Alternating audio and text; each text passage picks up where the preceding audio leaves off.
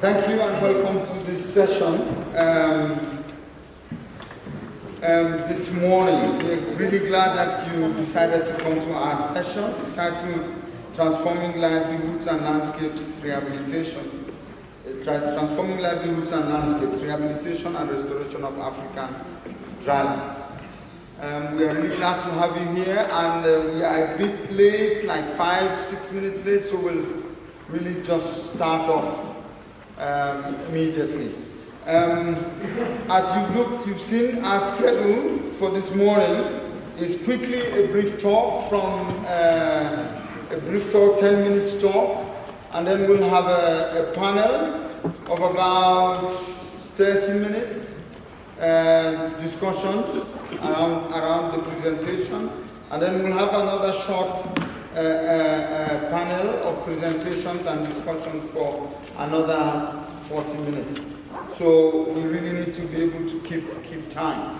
Our first speaker this morning will be Dr. Ravi Prabhu, my boss, and who is the Deputy Director General of ICRAF. And Ravi, I'm sure many people in the room know him, 25 years of experience in this whole area, a big fan of multidisciplinary research in forested landscapes. Ravi received the Queen's Award for Forestry in 2005, and I'm sure a lot of you in this room know Ravi's role in the origination of the criteria and indicators for forest management. So I don't need to say too much about him, but we'll call on Dr. Ravi Prabhu to talk to us this morning very briefly on the global perspective of integrating water and tree-based interventions in landscape restoration. Thank you very much.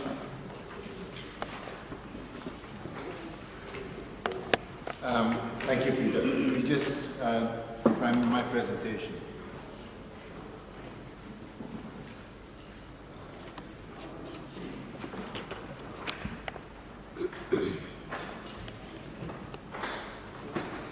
Okay, good morning, everybody. Apologies for the weather. Those of you who are coming from far away, Nairobi is usually much friendlier than this. I did notice, Peter, that you emphasized very briefly, so you really want me to gallop ahead. My job actually is to warm up the room, which is why I asked whether you're feeling cold. We've got a great panel over here who are going to dive deeper into a number of the issues that I'm going to raise. This is a large topic, and I'm not going to try in the 10 minutes that I've got to try and touch all the aspects of it. I'm going to focus on something that I think is important as we talk about restoration, something that often gets ignored, and that is people. Too much of restoration, in my opinion, is around the science and the technology, things which are very close to my heart. But, you know, what about the people? Generally, we're given a recipe, and here it is. So, you know, those of you who came for the recipe, at the end of the slide, please feel free to leave. I think you'll miss the point, but this is it. Get some money, look at, you know, how you manage the soil, look at the water, add some trees, or if it's a grassland, you know, rehabilitate the grassland, you know, mix in some ecological approaches, wait 3 to 5 years, and hey, you've got a restored landscape. So you wanted to know how much money? Well, you know, that's been done as well. Look at this table. It tells you exactly how much money you need. So, you know, we're all set to go. But clearly, you know, if you want to go from what is considered a degraded landscape, and the important word is considered, because it is people who consider something degraded or not.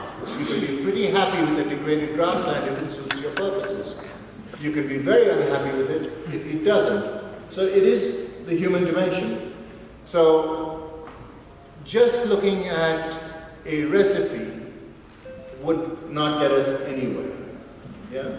So let me get now to the essence of my presentation, that the whole restoration agenda starts with people and ends with their well-being. And anybody who misses that has missed the point of what we're trying to do with restoration. Because even in the ecological approaches that have classically informed restoration, it was the interest of communities outside the landscapes that was determining the direction of restoration. We've just understood that we need to bring everybody together. So let me start with a few examples. I think Eric Sörheim yesterday spoke about Tigray, and this is a before picture, and nothing better than an after picture. And how did they get from there to this? Well, it was about bringing people on board. It was about inclusive social capital around shared ideals, opinions, and interests. And the result of that, and Kathy Watson's here in the room for anybody who wants to talk to her about this article she put up. It's about jobs, livelihoods, and human dimensions. And we can get this kind of a win-win if we bring people on board. So that's what I'm going to talk about, and I'm going to take two examples briefly to talk about that. The first one is the Drylands Development Project, and you will have Fosisa Sola here on the panel to talk about that, and she'll explain this. And there's a number of others who are talking around that. Susan will be talking about some of the same issues. You can't ignore getting the basics right. And, so I've spoken about the water and water harvesting, the physical assets you need to put into the landscapes to bring water back, and you saw that in the picture in Tigray as well. And the Drylands Development Project does a marvelous job of this. I'm going to come down shortly, so bear with me, on how they get this job done. They look at soil, so that's covered too, and they also bring in trees, and quite a few of those trees. The point, though, is not that they're doing water harvesting, soil conservation measures, and bringing trees into the landscape. The point is that they're doing this co-designed with the farmers, meeting their interests, and creating institutions around these landscapes which serve their livelihood. So, if we cannot bring people into our considerations, into our plans in this kind of a way, we will not be able to restore landscapes, because what degraded them in the first place was people using them for purposes that the landscape could not sustain. So this is a key element. And one of the ways they did this was to create confidence in the future.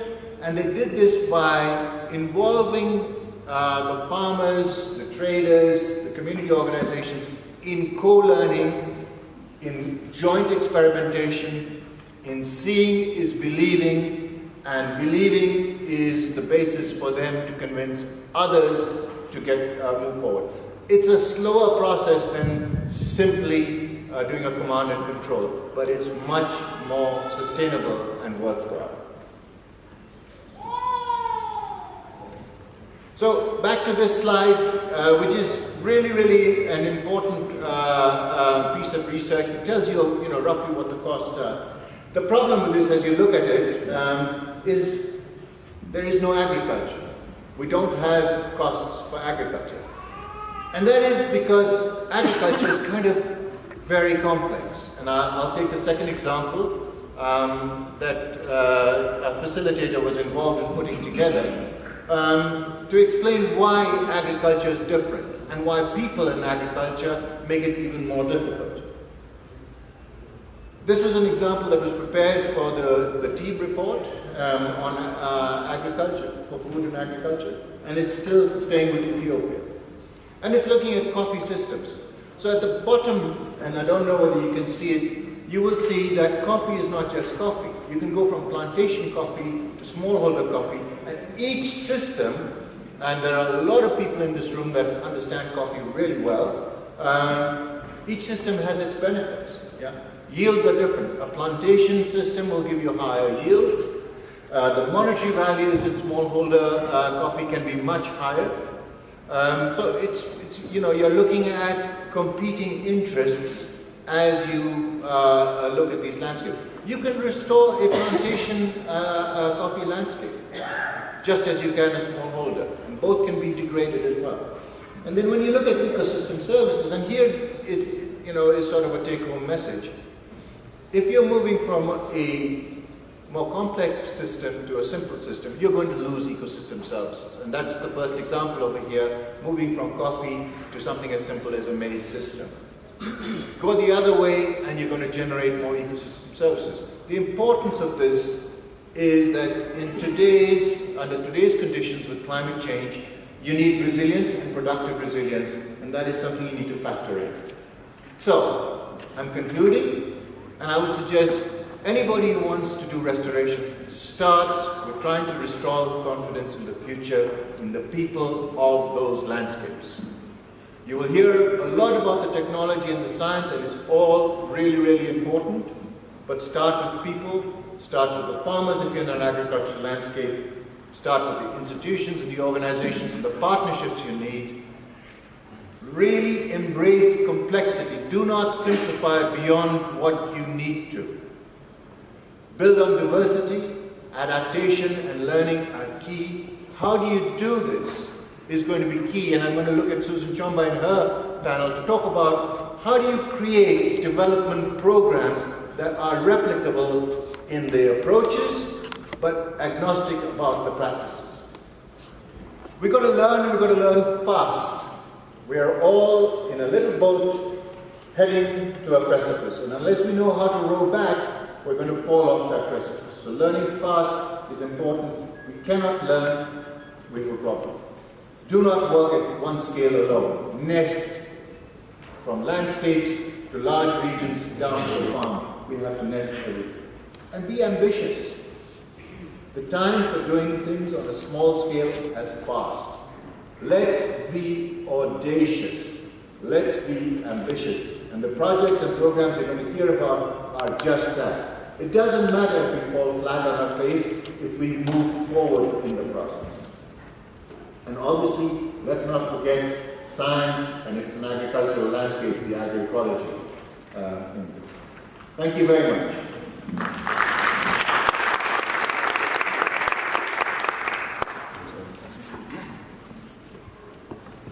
Thank you, Ravi. A really, really good example on timekeeping. This one. Spot on. 10 minutes. We will, if you have any questions, any comments, please take them down, because we will get back to the discussions and we'll have Ravi on again towards the end of the panel. We have a couple of really good people, many of them that I know that will be responding to this presentation and taking some different perspectives to that. And 4 of them, I'll start with Dr. Susan Chomba. Susan is the program manager for the Regreening Africa program. And she's worked a lot on governance issues, 10 years already. Some of that I've spent with working with her as well. So I'm really proud to be associated to that work as well. And Susan is really passionate about this issue. So we'll hear a little bit from her, some reflections on all of the aspects that Ravi talked about, especially the people aspect. We have Mr. Tefera Tadesse, who is the Director of Natural Resource Management Directorate, the Ministry of Agriculture and Livestock from Ethiopia. We are very glad that you made time to come and share your experience with us. Mr. Tadesse has over 17 years of experience, and we all know the Ethiopian story, which he's been a good part of. So we wouldn't have someone better than him to talk about this. We have His Excellency Robert Kisula from Makueni County. He is the county executive member for water, irrigation, environment, and climate change. And I know I fondly call him Bob for a while now, and he's really a great sharp thinker and has been moving quite a lot of things in Makueni County. And we know how the example that McLean County is setting different policies on climate change, very specific to the county, and other counties are now following the great work that he's doing. Rob Goff also worked for World Vision in PRC as the county executive director. And then we have next on the panel Mr. Edward Hewitt, who leads the conservation work in Africa for TNC, working out of Nairobi. And Ed is really a big fan of money. So that's why he's my friend. So, no joke, I think Edward has been trying to set up a tree fund in Africa that will help us to generate the money that is required to move forward with restoration, which is one of the things that is badly needed. And he works a lot in Kenya, Tanzania, Zambia, Gabon, and South Africa. So we have a great team lined up here for you. And we'll start with Susan, who would reflect for us for about 5 minutes. And she's going to be talking about land restoration through tree-based agroforestry intervention. Thanks, Susan. Thank you very much, Peter. It's a big pleasure to talk about land restoration in this forum. We've just launched a big land restoration project that is funded by the European Union. You can see the Greening Africa there. We are working in 8 countries, 4 in East Africa, 4 in West Africa. We have Ethiopia, Somalia, Kenya, and Rwanda in East Africa. And in West Africa, we have Ghana, Senegal, Niger, and Mali. And I'm very pleased to be leading that project. But for today, what I'd like to reflect on is some of the issues that have come from some of the predecessors, projects like DryDev, which are led by Sola that Ravi has just presented here. And my key thing, going around some of the countries that we are working on, one of the striking features that I've seen is the tendency for restoration initiatives, both in terms of projects or government interventions, to promote kind of single species. You will see the evidence everywhere. If you go in countries like Kenya, you'll see eucalyptus, some parts of Rwanda, some parts of Ethiopia. And so when we're talking about restoration in big terms, in big scale, in Afri 100, in Bond Challenge, we need to start looking at what kind of lessons we are learning from some of these initiatives that have already been happening.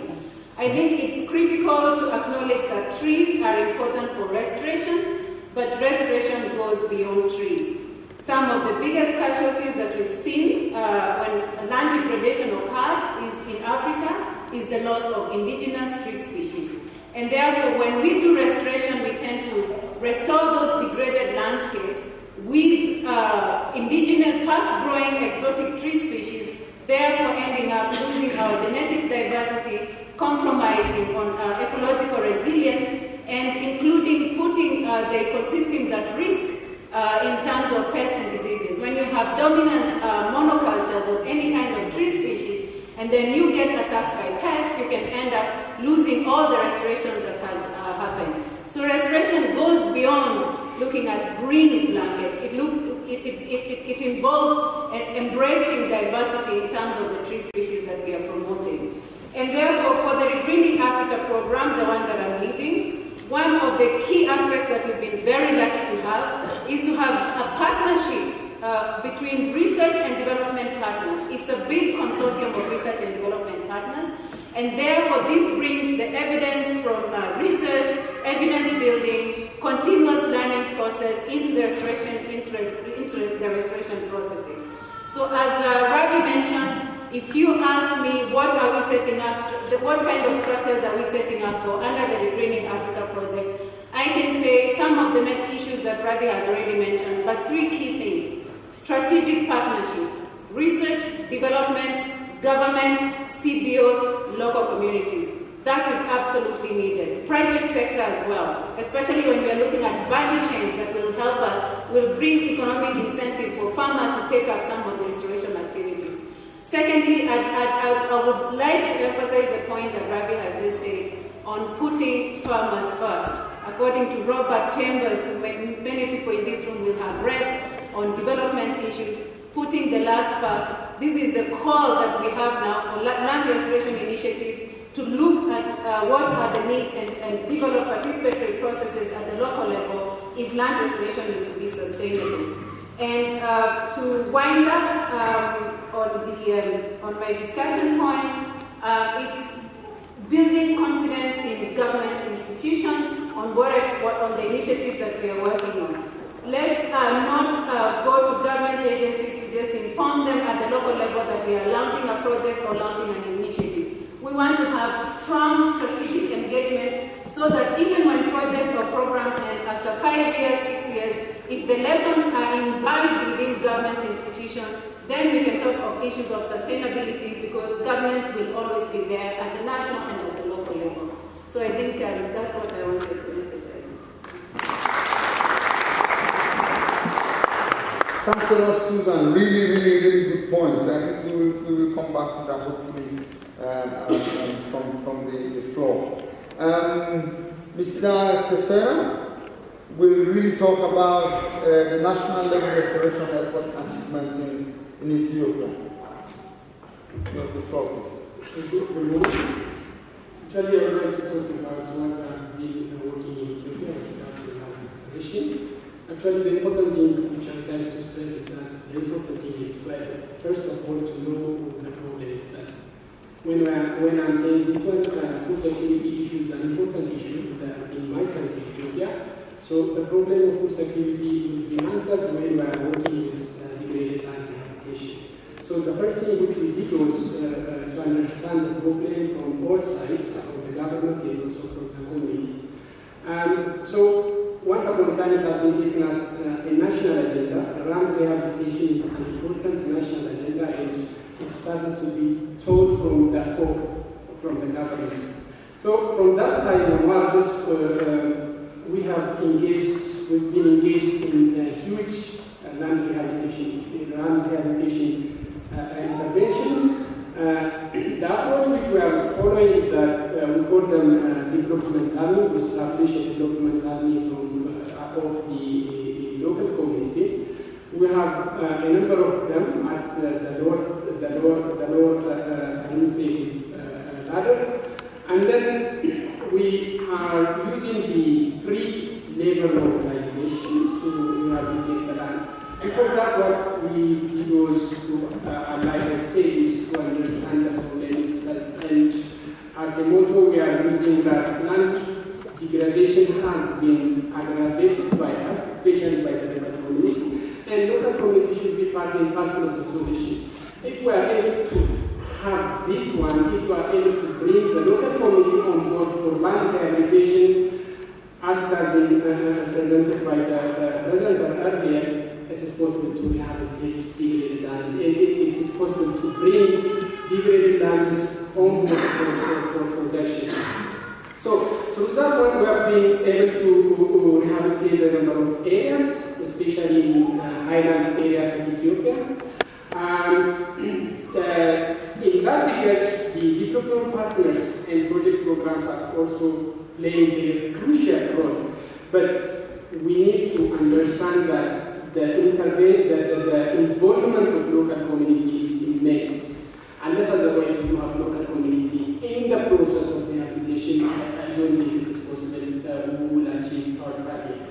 The other thing which I would like to say is that the importance of documentation and experience sharing of best practices from different parts of the country and also elsewhere. So in that regard, we are also doing the documentation as well as experience exchange from one part, from one region to another, from one district to another, from one cabinet to another cabinet. And the final one which I would like to stress is institutionalization. Yes, natural resources are no man's property, unless otherwise we do have a dedicated institution. In that regard, what we are doing is that we are organizing land-less users and women to make their livelihood from rehabilitated lands. We've started in one of our regions, and nationwide we are going we are marching to that point. So, unless otherwise we do have somebody who is able to manage rehabilitated lands, they will get back to their original degraded situation. So the important thing is to link all processes with the involvement of the local community. So again and again, I'd like to say the involvement of the local community, be it in free mass mobilization or supported with projects and programs, is an immense and important. Thank you very much. I don't think we could get that message much stronger than that. Thank you. Bob, please. Thank you so much. Just briefly on rainwater harvesting. I think as a Kenyan and many parts of Africa, we are faced with a growing problem of agricultural production that is rain-fed. And every other season we are seeing the cycle of droughts, the amount of rains changing, obviously because of climate change issues. And in consultation with a wide group of partners in development, we mooted this idea of the $1 billion business alliance. A number of partners who have come together to really spearhead the whole idea of rainwater harvesting, moved by the understanding that whereas we may not be having a lot of rain per se, but the amount of rains that we receive every year, if well managed, we can still be able to produce enough food in Africa, in Kenya, and where I come from. And that is what birthed the $1 billion business alliance. A number of partners convinced that we can harvest rainwater for agricultural production at household level.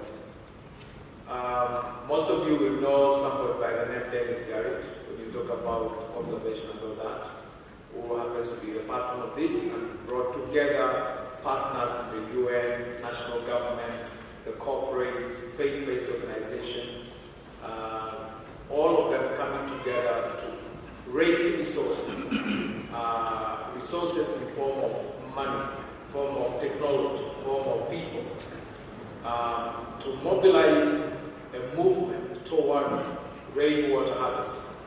The technology fronted under this movement is the use of farm ponds.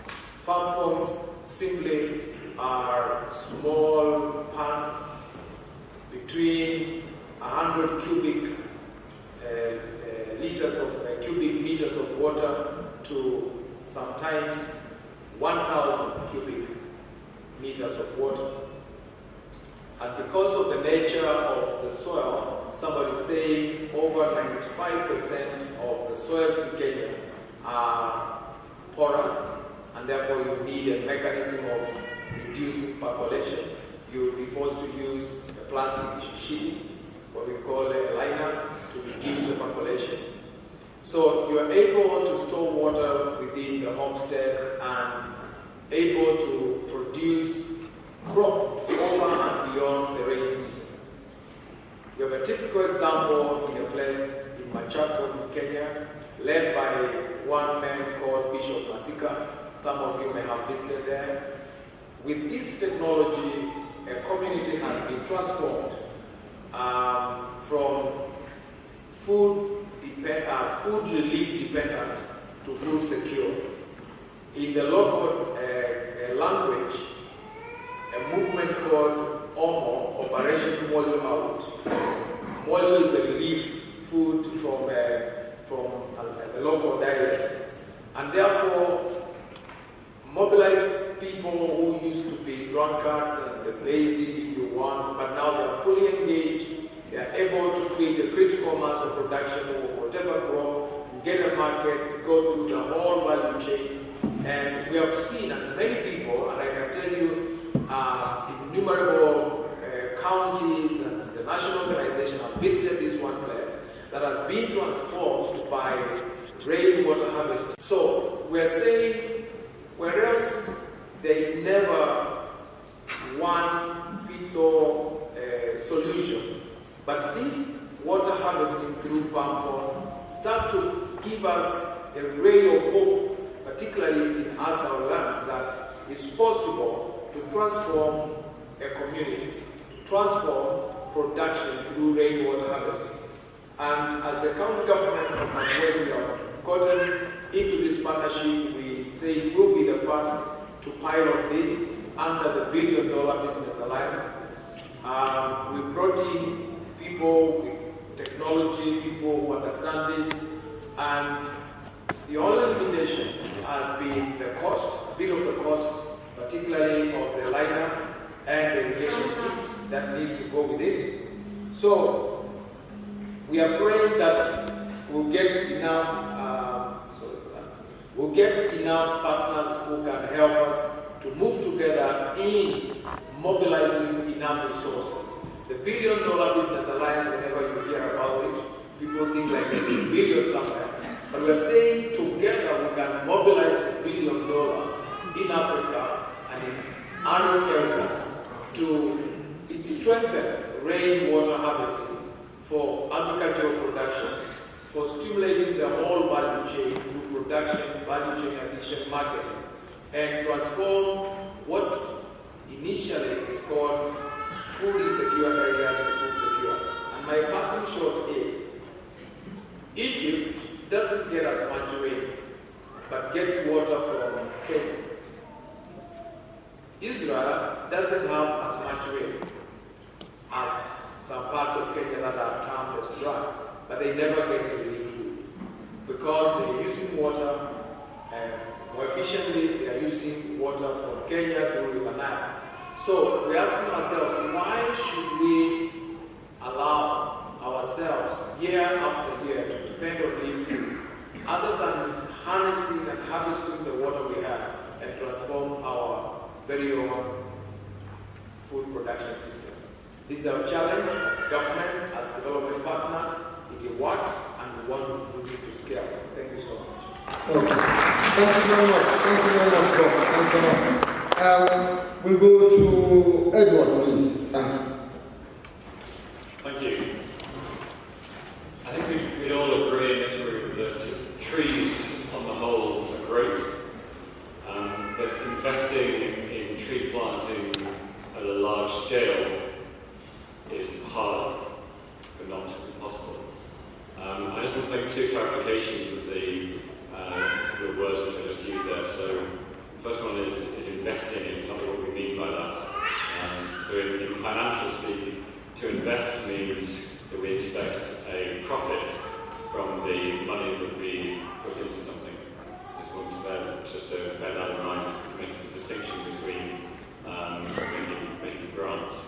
And then secondly, at scale, and here we're talking about incentivizing the amount of tree planting which is needed to actually meet some of the targets, restoration, reforestation targets that governments have pledged, or the amount of tree planting which is needed to meet wood deficits. So for example, in Kenya, the Kenyan government has pledged to restore tree cover to 10%. That means planting around 1.8 billion trees between now and the target they set, which is 2023. So that could cost between $1 billion and $2 billion, which is very unlikely to be all met just from public sector grant funding. So investments are needed that are going to make sense for investors. So I just wanted to talk about there's lots of different types of investors, but just two types of investor. The first is farmers, and that's where the majority of investments are actually made. And the majority of investments in tree planting are made by smallholder farmers themselves. Now, tree planting from an investment financial perspective for a farmer isn't an easy proposition. So it's long term, there's high opportunity cost, you could use that land for something else. And a lot of the benefits of tree planting, the financial results are actually externalized. So it's benefits to the air, to the water, to carbon. Farmers don't see a lot of the economic, financial benefits of that. And the second type of investor is often the holy grail that we talk about, these billions, trillions of dollars on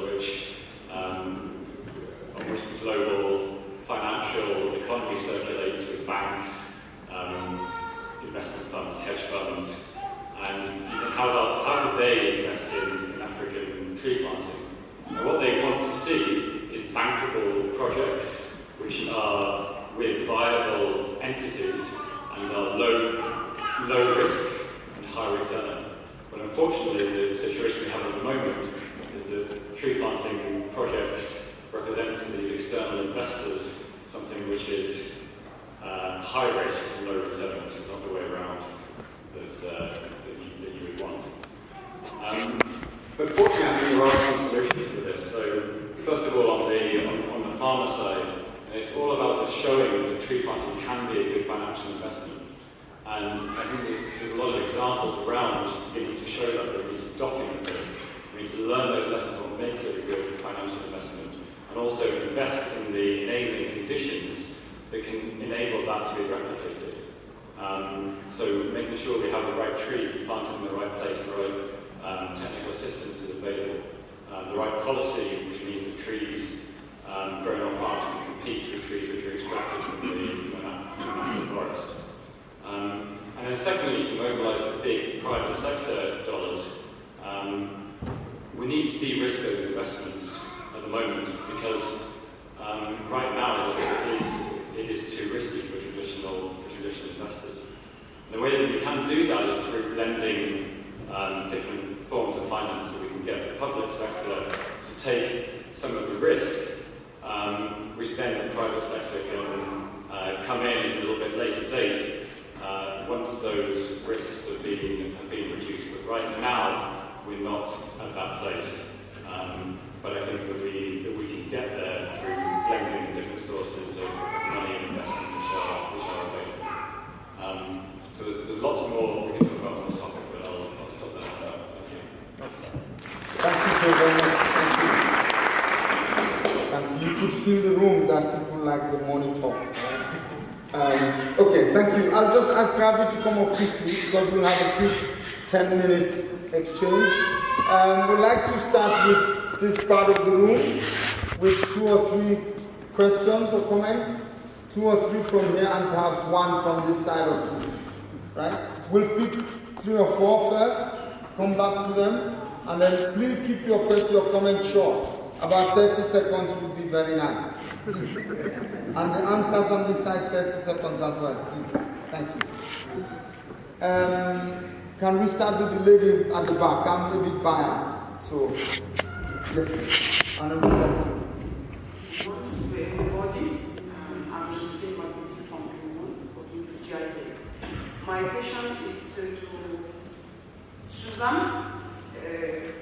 I want to know, how do you manage on the field regarding community mobilization, and which kind of incentive do you use to keep your work going good, and which type of afforestation are you doing, monospecific or diversification? Can you make it short, please? Yeah. Please. The last one is the trade-off between exotic and indigenous while doing restoration. Thank you. Thank you very much. The gentleman in front, please. Thank you. Good morning. 2 questions. No, can you give 1, please? Only 1. I'm sorry. Okay. Can you only do 1? Your most important one, please. Okay. Yeah. My question is to Tefara. You mentioned that you are organizing institutions to address issues of restoration. And I was wondering, you talk about women. I thought restoration should be more of the case if women were involved. That's my question. Why women? Okay, thank you. Can we go with you first, and then we go to the lady and Andrew? Can I keep the back first? 1, 2, and 3, and then we'll come back. Yeah? Thank you very much. Susan, my question is to you, please. Yeah, okay. You mentioned that in the Regreening project you have a good combination, a strong combination of research and development efforts and partners. We know that research and development on restoration and regeneration of degraded lands is a slow, painfully slow process. It takes long before you start seeing the results and getting impact. And yet, donors are always in a hurry to get results and to create impact. How do you retain the donor interest? How do you keep the donor interested to funding the process to its completion until impact is seen? Thank you. Okay, thank you for being brief. And the lady at the front, please. My name is Eunice. I want to address my question to Susan again. In the research program that you're having, how are we bringing in the farmers so that we can also educate them on the different type of species, and how are we making sure that we have an advocacy plan for the farmers to make sure they have a fair incentive after giving their produce? Okay. Thank you very much. Andrew? Thanks very much. Andrew Waddell from C4. A question for the whole panel.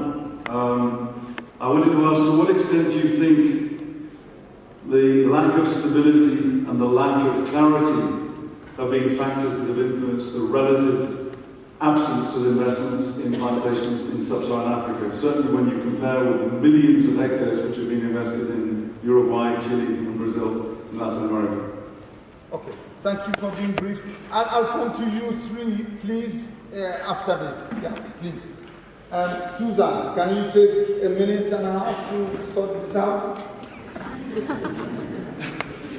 I'm very much glad to see the interest in the kind of projects that we're implementing. The first question's on how do you manage to get community mobilized? I'll take you back to the issue of partnerships. So development actors, government institutions have got a long history of community engagement. If what we are presenting to local communities is something that is of their interest to them, I think you'll bear witness to me that if you try to walk into a community in most places and walk with fruit trees, seedlings, you'll probably not have enough for the communities in terms of fruit tree seedlings. But when you try perhaps to give species that farmers are not familiar with, or you're trying to discuss about it, then it's a long-term process of community engagement. I think for the agroforestry tree species that scientists have shown over and over again, they are beneficial for nutrients recycling, for other water recycling and nutrients recycling. Sometimes this kind of technologies or understanding is not necessarily very clear with the farmers. But they are out there, there are so many interventions that have been shown that you can, for creating interest in farmers, including peer-to-peer learning or establishing, farmer plots that other farmers can come and learn.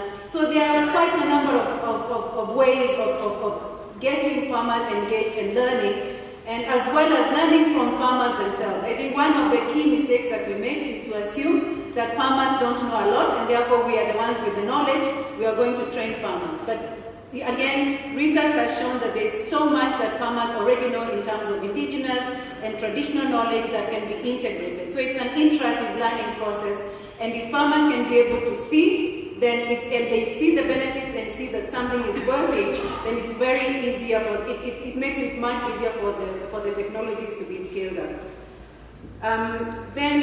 George asked a very critical question there in terms of how do we create sustained donor interest in a context where land restoration takes, it takes a long time to see the impact. I think, and George could even perhaps have better answers himself, having managed dry depth in Western Africa.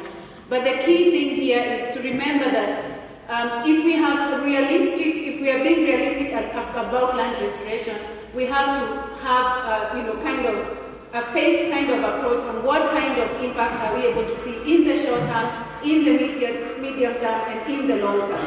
So some of the benefits can be seen if you have fast-growing exotic species or you have fast-growing fruit trees. Farmers can be able to realize the benefits within a short period of time. But then for other impacts that might take longer, like soil organic carbon that might take longer, and therefore within the project it's very important, or within the land restoration initiative, it's very important to have that kind of a phased approach and an understanding between those who are implementing the projects, the farmers and the donors, on realistic expectations within different time frames. Yeah, thanks, Susan. Can you give a quick one on the investment from Andrew, and then we'll...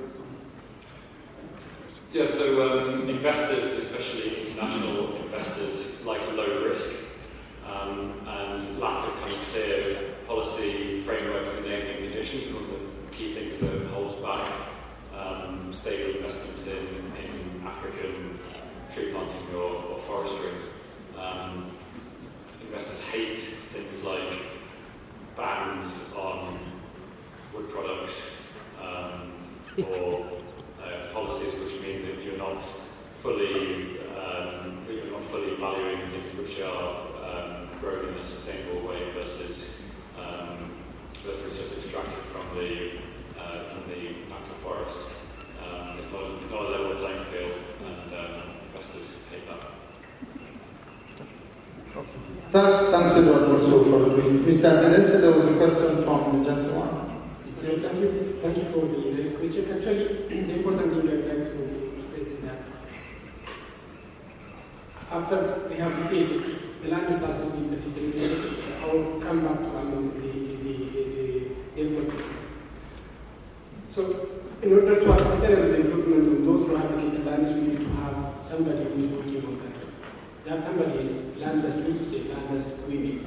Unless otherwise we organize them and give them that land to be sustainably managed, like I said, it will have been returned back to its original degraded situation. So in order to avoid that degraded situation, what we are doing is that we are starting actually. We have not yet been through. We are starting institutionalizing with landless users and landless women, so that they can make their livelihood, but at the same time they work with the rehabilitation and maintenance issues.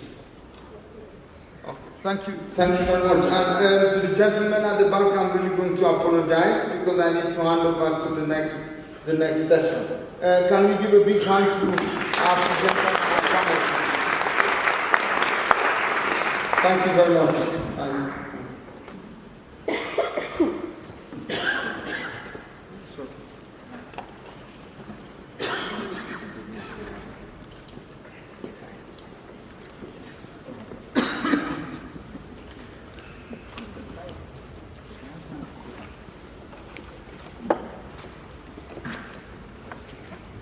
Okay, thank you very much. Thank you very much. What we want to do now is to try and give some examples from the Drylands Development Project, which I co-lead and co-manage with George Okwash. It's actually, this is a Dutch-funded project with lots of substantial financial support from World Vision Australia. It operates in Kenya, Ethiopia, in East Africa, Burkina Faso, Niger, and Mali in the Sahelian region. So we have some examples. We have some people who come up here and tell us exactly how communities are engaged, incentivized, and that participation is being sustained. So first to come up, we will have Mr. Eric Wanga, who is a water specialist by training. He's the Dry Development Projects Manager from ADRA, based in Kenya. He's going to give us a 7-minute video, and it's going to be 7 minutes. Thank you very much.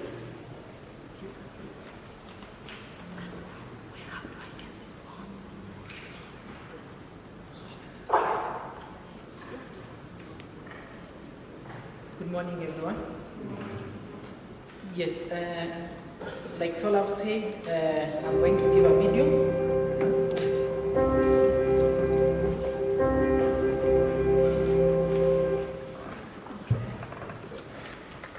Yes, the speakers speakers before me have mentioned about having the interest of the people first when we are talking about restoration. And when we talk about the people, we have to look at what is their local context. What would work for them, under what conditions, and in what manner. So, and what is their existing conditions which such interventions would then work for them. So I think without saying much, I will just go straight to the video so that from there.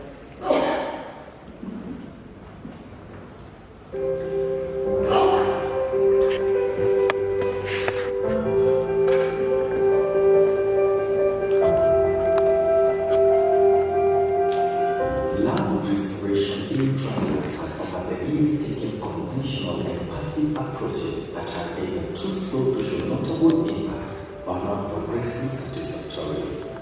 One of the main reasons is that due to extensive land degradation, rainwater, which is very vital for vegetation regeneration and growth, is often lost through surface runoff and evaporation. Drylands Development Program is a permanent program to enhance water management, food security, and rural economic development in the drylands of Burkina Faso, Mali, Niger, Ethiopia, and Kenya. The Drylands Development Program is funded by the Ministry of Foreign Affairs of the Netherlands, and there is also a substantial contribution from World Vision Australia. The implementing agency across the 5 countries is one of the Forestry Center, and the lead agency in Kenya is World Vision Kenya, and ADRA is leading implementation of natural resource management, commodity production, and soil and water conservation in between counties.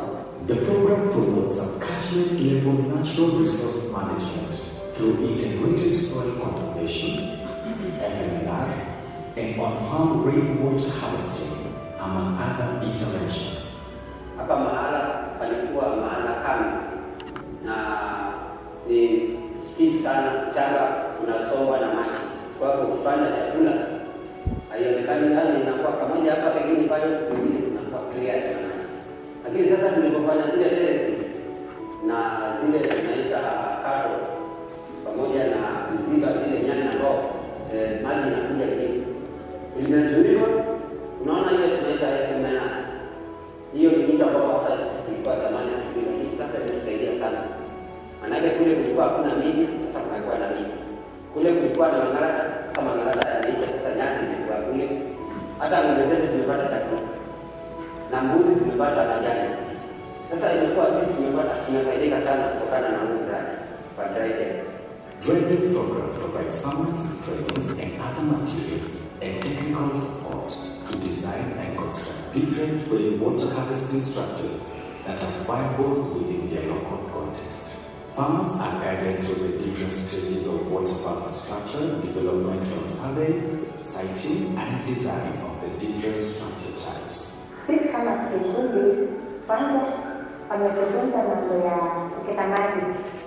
Hii maji yenye kwa mto yanakuwa Dryden wamesaidia kuchimba compound to and deep dust and drainage. Inachukua miezi kama miezi 4 ikiwa tumetumia vizuri, na kwa upande wangu imesaidia, maanake shamba yangu haikuwa na miti kabisa kabisa, lakini penye tumeanza kulima tukisaidiana na hii mradi wa Dryden, saa hii niko na miti, niko na pot, mango trees na 25 cocoa trees, lakini vile kuna miti ya ndizi. Wakati mwingine nilikuwa napanda tu miti na wakati wa jua ilikauka, lakini saa hii ninaanza kuendelea kukua, maanake niko na maji, miti inaendelea vizuri. Nilikuwa kwa hiyo mzungu inaitwa David ya Mungu, nilikuwa masomo na hii kikundi inaitwa Dryden. Nikasomeshwa habari ya muzika maji zaidi. Nikakuja nikashika kwanza zaidi za kwanza zilikuwa 30. Wakakuja wakaona tuko na kiti. Wakakuja wakanipatia hii pampot. Nikaanza pampot ya kwanza, ikakuwa ndogo. Nikauza bunda, nikauza ng'ombe 5. Sote nikaweka hapa kwa pampot. Na hiyo pampot wakati niliingia maji, niliona maji maajabu kwa vile ndio imeniinua kabisa mpaka hapo nimepita. Nikapata miti na hiyo maji, nikatumia kwa kupata mboga na hiyo maji, na nikaweka samaki hapo ndani. Kuna samaki kubwa sana, kila ile tilapia ndio nimeweka hapo, nikapatiaga chakula. Na nikitaka moja nikuanga na kula. Sasa nyama natoaka kwa hiyo nini hapo. The impact of the project has been far-reaching in improving not only the biophysical conditions of target areas, but also the economic well-being of farmers, applying acquired skills in their individual farms. Nilikuwa najihisi maskini kiasi, lakini venye nimefika saa hii, kila siku nakuwa na 50 yangu kwa mfuko.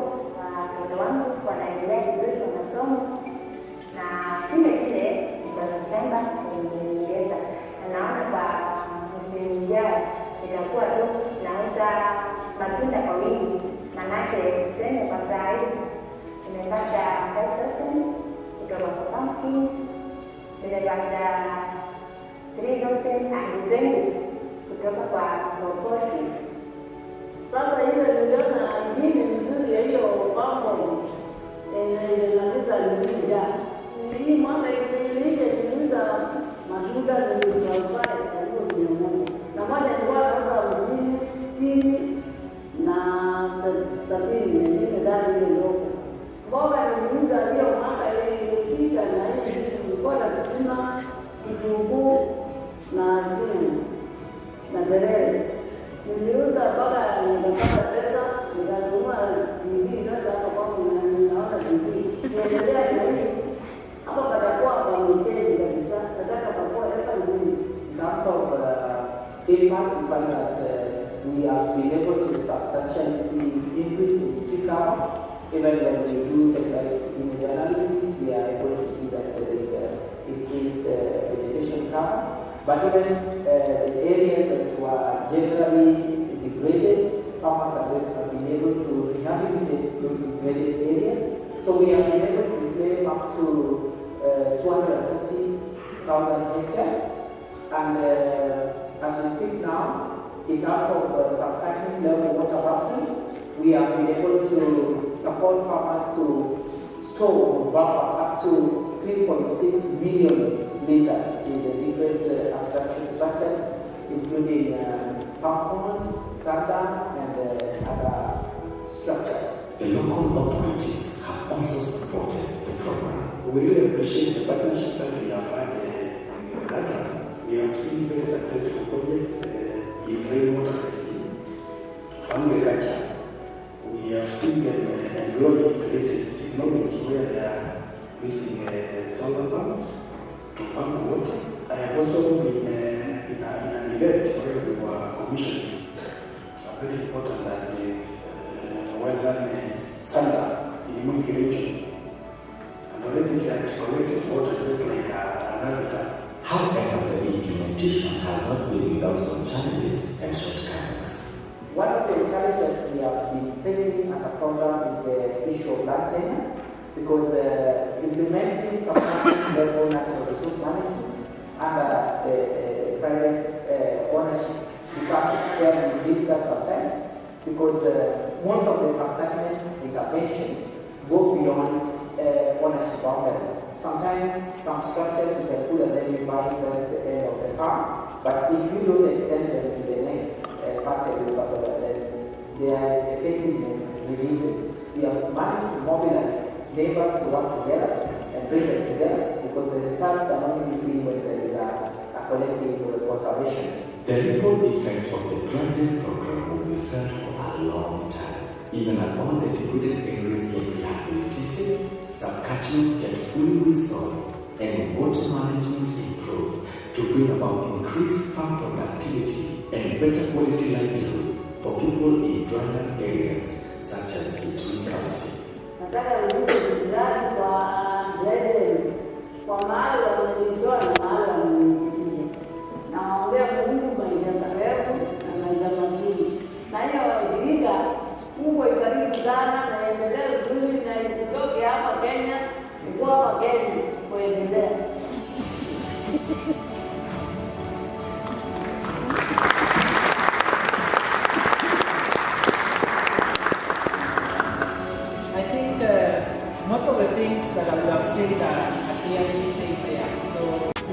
the right intervention in the right context for the right category of farmers. So we have a range of interventions that farmers then prioritize based on their own contextual in terms of their socio-economic status and also in terms of their biophysical conditions. Thank you.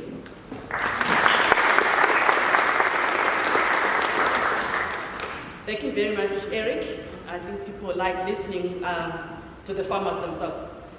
So now we would like to call upon Mr. Asefa Tofu, who is the director of the Dryness Development Program in World Vision Ethiopia. He's a plant breeder by profession, and he has had so many years in restoration and farmer managed regeneration.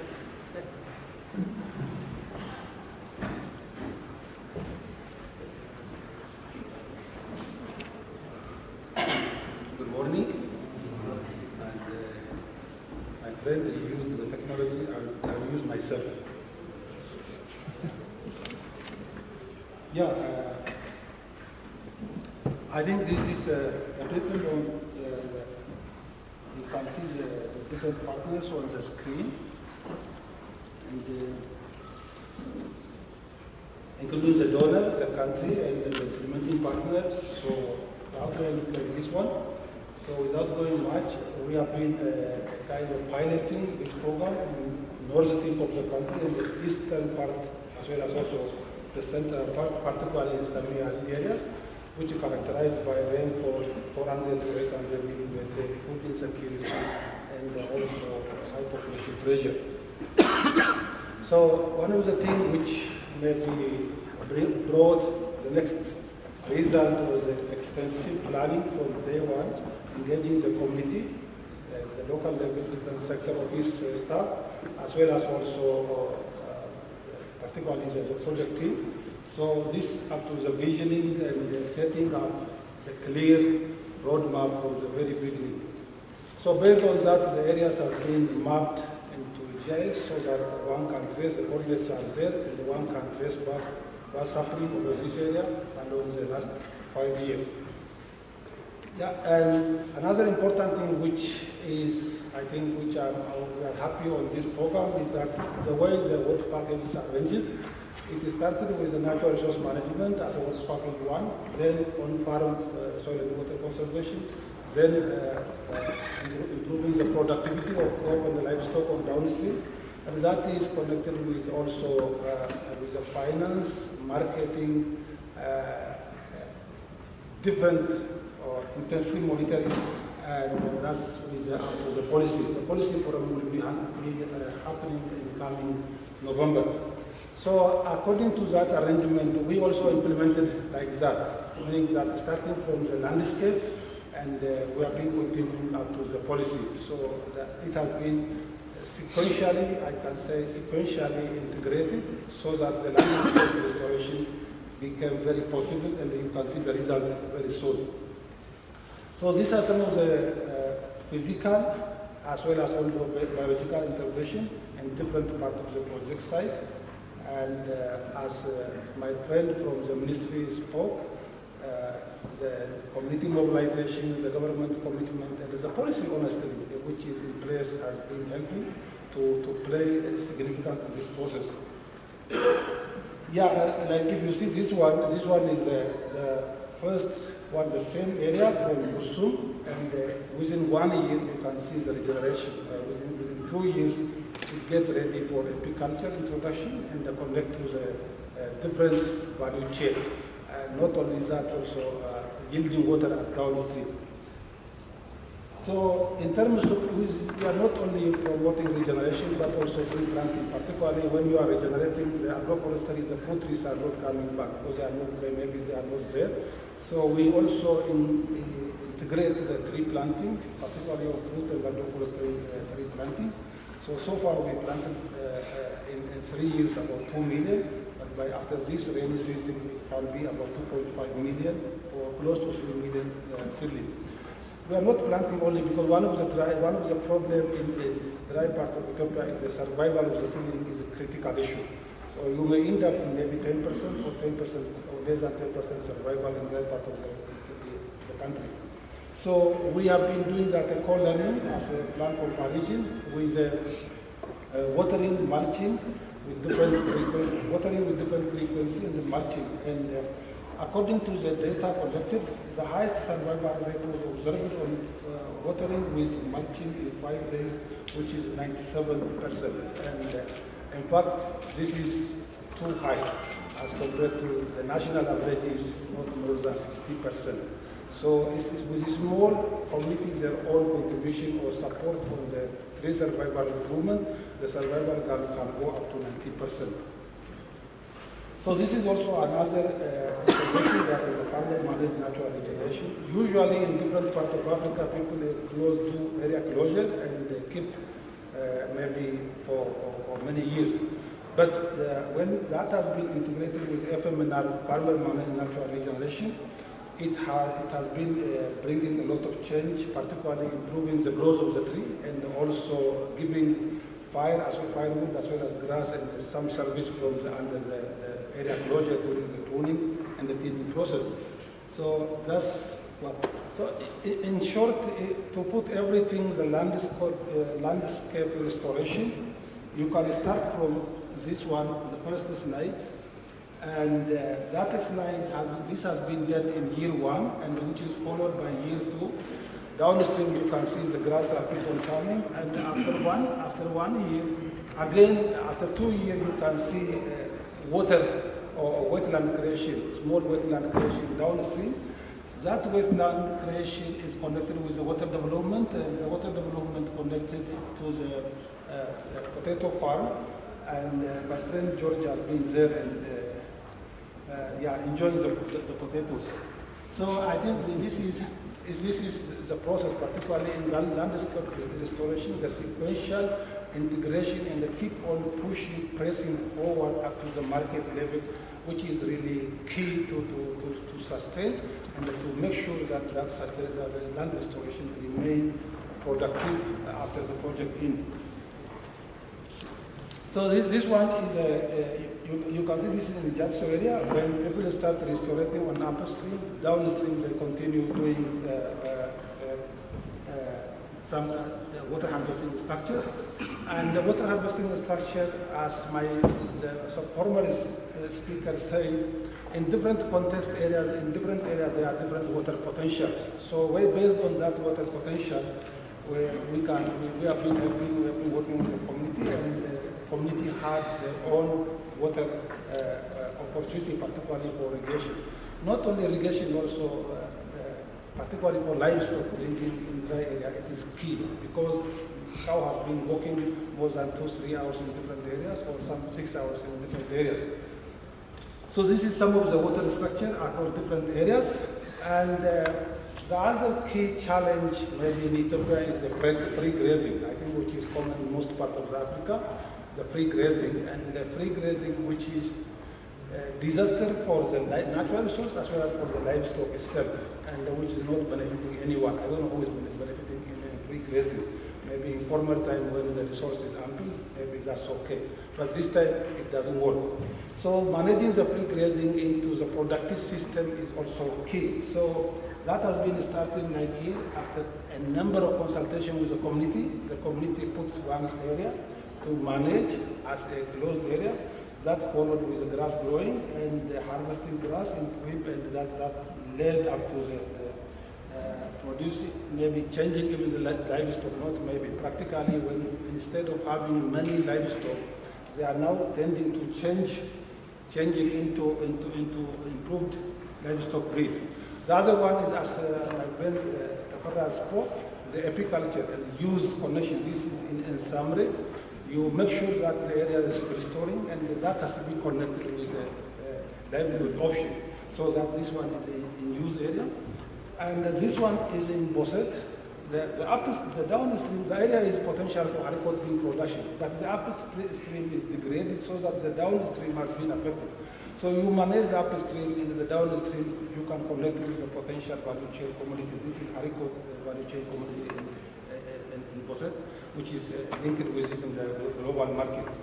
The other one is you never forget landless youth and the women, and this is the poultry value chain. Many of the youth, they don't have land, So if the youth are not benefiting from the development which is happening in the area, we restore, but next time we may not get the area. So this is the poultry value chain in Tadamba, and I don't want to take this table because solar is showing me something like 0. Anyway, the other one is also you restore the upstream and then make sure if that is a potential for dairy or milk production. This is in Gusum, which is driest part of one of the driest part of the country. So people have been having ample milk, but the market, they don't have market, and they have been different ways they have been losing the milk. But that has been connected to the city market, the town market, and the milk is looking the same.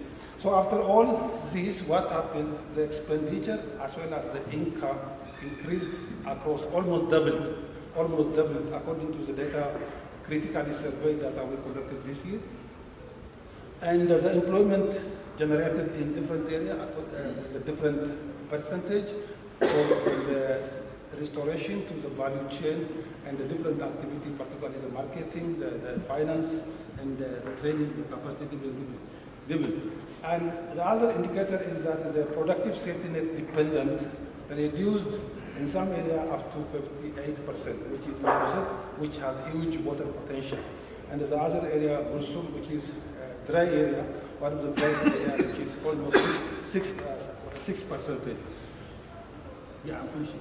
And this is not only, this has been proved by external review, which is sent by the donor, and finally they suggested, recommended that this approach has to be accepted as a country-wide, and also to be integrated to the ongoing SLMP and the other one.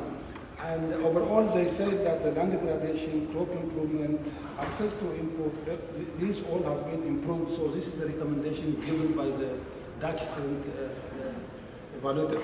So finally, in the conclusion, I want to say, as per the genesis of this planet Earth, and in my own experience, if landscape restoration is not grounded with every community member, and not backed with a clear policy, and loosely connected with the livelihood to community village, and the country, it may remain worsening from generation to generation. That's, I think, what is telling the ground reality. So these are the people or the organizations that we have named. Otherwise, thank you so much, Sola, for not giving me time.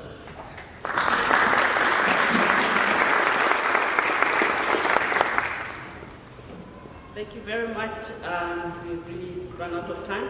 I would like to call upon Abdullah Sanusi, who is the director of the project, the focal point of the project at Karakara, one of the local NGOs in Niger, based in Zinde, to give us a snapshot of what Trident is doing in Niger.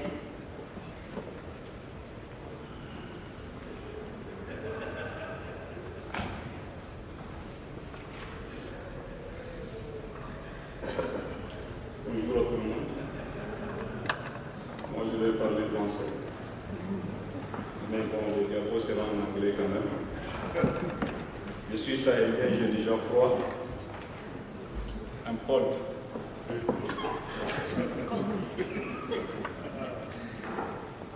Ok. Donc,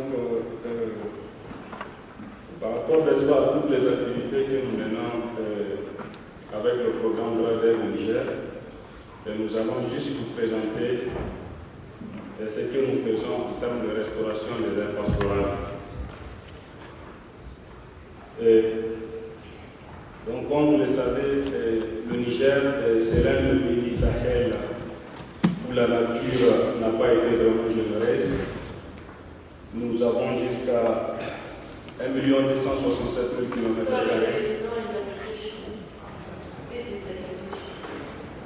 Yeah, we don't have interpretation, but the slides are in English and the presentation is in French, so you choose which language you want for it.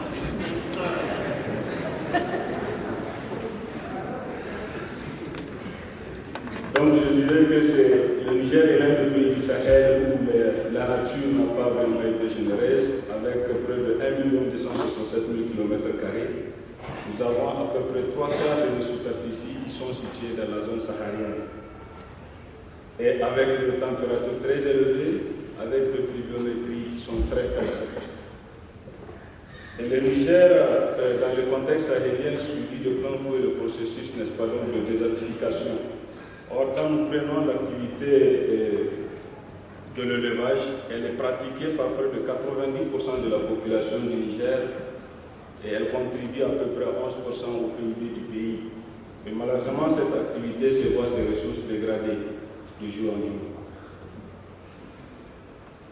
Et comme vous le voyez, on peut voir du vert, n'est-ce pas, donc, sur les photos, mais quand même nos espaces pastoraux sont menacés par des espèces envahissantes, comme le sida cordifolia, et ce sont des espèces qui ne sont pas appétées par les animaux.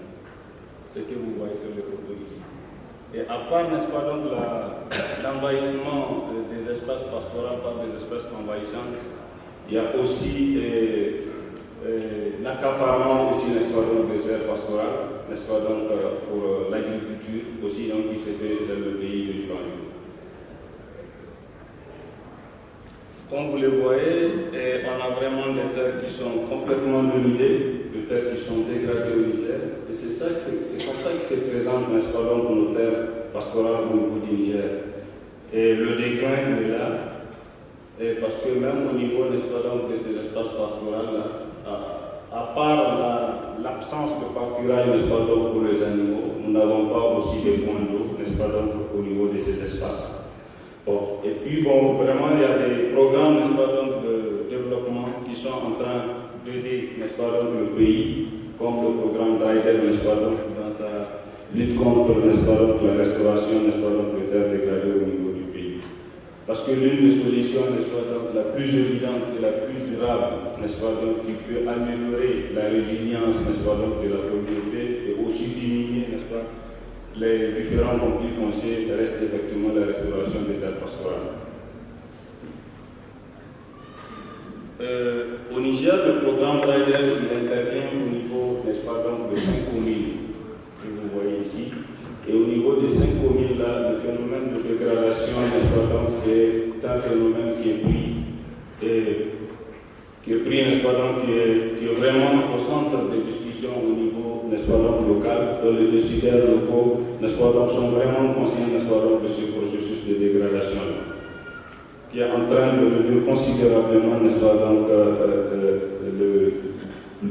qui est en train de mettre en danger l'élevage au niveau du Niger. L'approche qu'on est en train d'utiliser avec le programme Dryden, n'est-ce pas, donc, c'est une approche participative. En fait, nous faisons, n'est-ce pas, donc, du bottom-up, c'est-à-dire toutes les activités, la population planifie elle-même des activités. Et nous pensons que la main qui a, parce que la dégradation des espaces pastoraux au niveau du Niger, ce n'est pas seulement le fait des phénomènes climatiques, c'est aussi, n'est-ce pas, donc, le fait des hommes et des femmes. Donc, la main qui a vraiment contribué à la dégradation de ces espaces pastoraux doit aussi contribuer. Et c'est pour cela, n'est-ce pas, donc, toute notre situation, toute notre approche, n'est-ce pas, donc, se base sur la communauté, parce que la communauté doit intervenir, doit être au centre, n'est-ce pas, donc, des actions qui vont être menées pour la restauration de ces espaces pastoraux-là. Donc, c'est à travers des innovations, n'est-ce pas, donc, sociales, comme les plateformes d'innovation qui ont été mises en place au niveau du pays, qui sont des structures communautaires, n'est-ce pas, donc, qui conscientisent, qui mobilisent, n'est-ce pas, donc, la population pour mener des travaux de restauration de terres pastorales. Il y a aussi, nous menons aussi, n'est-ce pas, donc, de participating learning, donc, avec la communauté, pour qu'elle-même connaisse, n'est-ce pas, donc, par rapport aux différentes stratégies, n'est-ce pas, donc, de récupération de terres dégradées, quelle stratégie, quelle méthode est la plus efficace. Donc, c'est à travers, nous menons nos activités à travers des systèmes communautaires, nous utilisons des valeurs sociales. Nous ne faisons pas du cash forward ou bien de food forward comme certains programmes le font. Nous mobilisons la communauté à travers des valeurs sociales. Et l'une des valeurs sociales, n'est-ce pas, donc, qu'on appelle Gaïa en Hausa, n'est-ce pas, donc, avec laquelle, n'est-ce pas, donc, nous menons des activités communautaires, c'est ce que nous utilisons effectivement pour mener des travaux de restauration de terres dégradées. Bon, il ne faut pas voir que des fois, il y a aussi des gens qui participent, n'est-ce pas, donc, à ces travaux de restauration de terres dégradées. Nous avons à peu près 34 428 producteurs propriétaires, n'est-ce pas, donc, qui sont engagés dans ce processus de récupération des terres dégradées, donc 15 795 fois. Donc, ça, comme vous le voyez sur les photos, donc ce sont nos comparaisons planifiées, n'est-ce pas, donc, que nous faisons, n'est-ce pas, donc, au niveau des ailes, au niveau des demi-lunes, au niveau, n'est-ce pas, donc, des banquettes, et aussi, n'est-ce pas, donc, au niveau des plantations. Parce qu'au Niger, vous savez, on a une date, la date de l'indépendance que le COP, que le gouvernement au Niger a choisi cette date-là pour la plantation des arbres.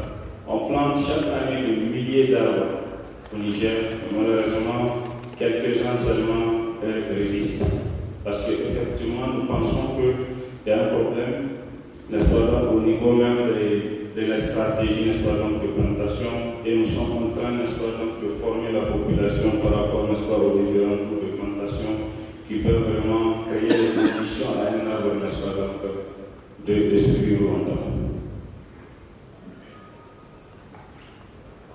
Donc, comme vous le voyez ici, nos sites de récupération des terres dégradées, comme vous le voyez, on a un site qui est ici en bas, qui est le site témoin, et de l'autre côté, il y a un site, n'est-ce pas, donc, qui est en restauration. Et vous voyez la différence est vraiment nette. Voilà un peu aussi l'option, n'est-ce pas, donc, approche qui est l'option par contexte. Nous pensons que les piliers, n'est-ce pas, donc, de succès, n'est-ce pas, donc, des travaux de récupération des terres au Niger, reste effectivement cette option by context, n'est-ce pas, donc, que nous menons au niveau du pays. Nous nous reposons aussi sur les plateformes d'innovation, comme je vous l'ai dit, qui sont des structures communautaires, n'est-ce pas, donc, qui sont là pour engager, n'est-ce pas, donc, à la restauration de ces terres-là.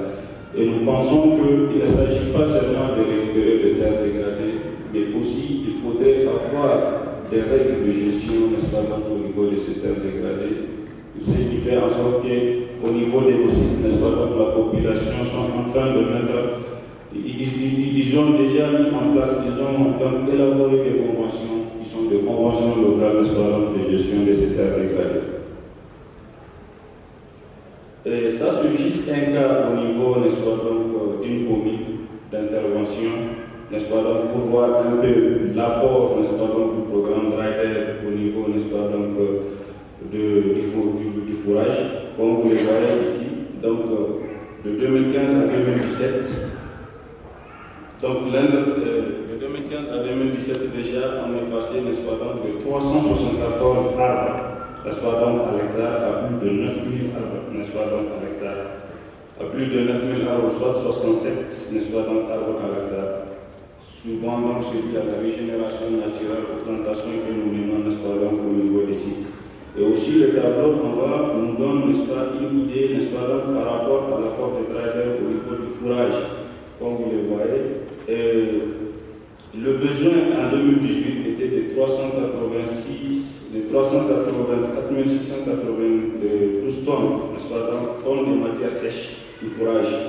Or, nous avons, n'est-ce pas, donc, un disponible qui est égal à 117 133 tonnes de matière sèche à l'hectare. Donc, le déficit était de 267 559 tonnes de matière sèche à l'hectare. Et l'apport de DryDev, là, vous le voyez, il est de près de 613 912 tonnes à l'hectare. Donc, pour vous dire qu'effectivement, à travers le programme DryDev, les efforts sont en train d'être menés, n'est-ce pas, donc, dans le cadre de la restauration des espaces pastoraux. Donc, voilà ce que j'ai à vous dire par rapport, n'est-ce pas, donc, aux activités de restauration des terres que nous menons au Niger. Merci.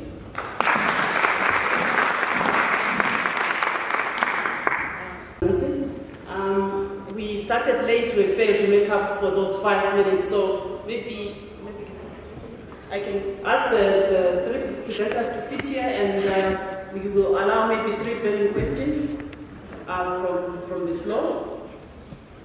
Any one, two, any other, any of the other questions are called? That's okay. Maybe the lady at the back. Thank you very much. Maybe. So in the interest of time, maybe presenters, you can respond from where you are. It's okay.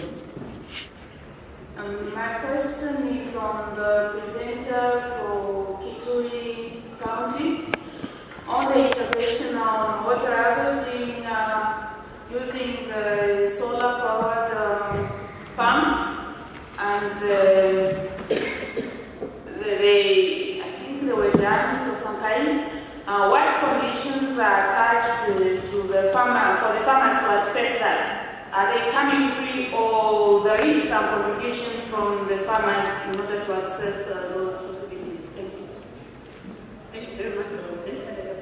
Right at the back. Right at the back. No, behind you, then you.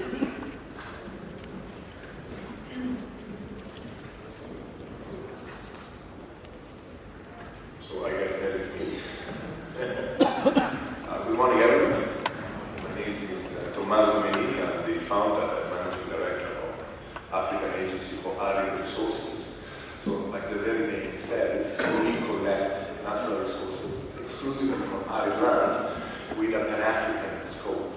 Clearly, I'm a private actor, and I was very interested, and my question is for everyone, from the panel to the presenters right now. So I am quite surprised how, looking at livelihood, restoration, and dry lands, we haven't heard anything about acacia, senegals, which exude gamma, which is a really good market, and these are native trees, including comiferas or bosterias, which now exude raisins and are completely native, and they need very little water. Now, I collect all of those resources, and my question is why, and if we can maybe elaborate anything on gamma raising in dry lands, and for everyone in this room dealing with natural resources in other lands, please come and see me. I'm going to be here all day. There is not so much private sector in dry lands, so we need allies. Thank you. Is there any other last one? Okay, thank you so much. Erin, would you want to respond? Okay, thank you very much for the question. In terms of the investment on the water structures and the accompanying abstraction mechanisms, there is a cost sharing within the program and the farmers. The farmers have a level investment that they are doing, and in terms of the way the farmers identify and prioritize who to benefit is still through the community process, engagement process, where different farmers select different interventions that you want to participate in. So the farmers who participate in this particular intervention have a cost in which they also co-invest with the program. I believe that's it. Thank you very much. I'll give the last questions to the panelists. Anyone from the panel would like to respond to the issues raised by the gentleman.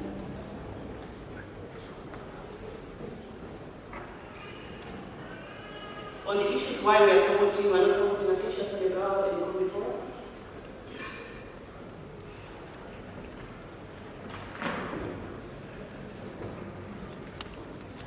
I'm not on the panel, but can I talk about it? I guess that's because the current sites that we're discussing are not exactly dependent on these species. But in the project that Susan talked about this morning, we are also going to be intervening in Somalia. And Boswellia is our main intervention in Somalia, and I guess we're going to be using acacias.